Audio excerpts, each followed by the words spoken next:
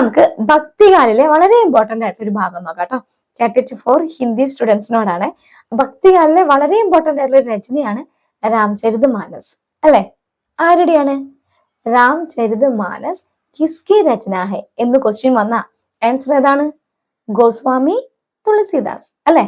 തുളസിദാസിന്റെ full name ആണ് തുളസിദാസ് എന്നായിരിക്കും ബ്രാക്കറ്റിൽ ഉണ്ടാവുക കേട്ടോ. അപ്പൊ രാംചരിത് മാനസ് തുളസിദാസ് കി രചന ഹെ. ഏത് ഭാഷയിലാണ് എഴുതിയിരിക്കുന്നത്? അവധി ഭാഷയിലാണ്. അവധി ഭാഷയിൽ എഴുതിയ മഹാകാവ്യമാണ് ഈ രാംചരിത് മാനസ് എന്ന് പറയുന്നത് കേട്ടോ. അപ്പൊ ഇതിനു മുമ്പ് നമ്മൾ നോക്കിയായിരുന്നു അല്ലെ ഒരു മഹാകാവ്യം, ഏതാണ്? പൃഥ്വിരാജ് രാസോ.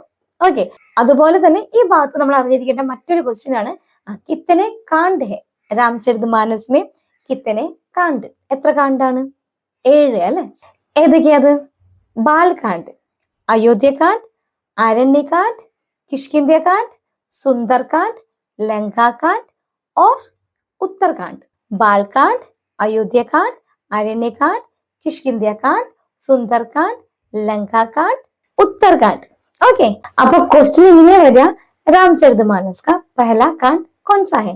ഏതാണ്? ബാൽകാണ്ഡ് അല്ലെ? ചിലപ്പോ പഹല ചോദിക്കാം, ദൂസര, തീസര ഏത് വേണേലും ചോദിക്കാം കേട്ടോ. ചിലപ്പോ അന്തിം കാണ്ഡായിരിക്കും ചോദിക്കാം. അന്തിം കാണ്ഡ് ഏതാണ്? ഉത്തർകാണ്ഡ്. മനസ്സിലാവുന്നുണ്ടോ? അപ്പൊ ഇങ്ങനെയായിരിക്കും ക്വസ്റ്റ്യൻസ് വരിക. അപ്പൊ നിങ്ങൾ ആരെങ്കിലും ഈ പ്രാവശ്യം കാറ്റഗറി ഫോർ ഹിന്ദി എഴുതുന്നവരുണ്ടെങ്കിൽ നമ്മുടെ ചാനലിൽ മെമ്പേഴ്സ് ഓൺലി നിങ്ങൾക്ക് വേണ്ടിയിട്ട് വളരെ ഇമ്പോർട്ടന്റ് ആയിട്ടുള്ള ഭാഗങ്ങളെല്ലാം ഉൾപ്പെടുത്തിക്കൊണ്ട് full syllabus category four Hindi സബ്ജക്റ്റിന്റെ ഫുൾ സിലബസ് ക്ലാസ്സുകൾ ഞാൻ നിങ്ങൾക്ക് തരുന്നുണ്ട് കേട്ടോ.